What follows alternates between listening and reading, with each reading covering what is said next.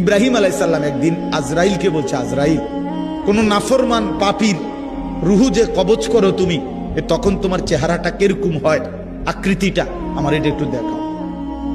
হযরত ইব্রাহিম আলাইহিস সালামকে আজরাইল বলছে, আল্লাহর কসম হে নবী, আপনি সহ্য করতে পারতেন না, আপনি এটা দেখতে চাইেন না। ইব্রাহিম আলাইহিস সালাম বললেন, না, আমার একটু হলেও দেখাও। তো আজরাইল এই বিভৎস আকৃতি, মানে নাফরমানের জান কবজ করার সময় উনার যে চেহারার আকৃতি হয়, এই চেহারাটা ধরে ইব্রাহিম আলাইহিস সালামকে দেখাইলেন। বিশ্বাস করেন, এই কিতাবে আছে, ইমাম কুরতুবীর কিতাব। ইব্রাহিম আলাইহিস সালাম একটা চিৎকার মাইরা বেহুশ হয়ে গেছে।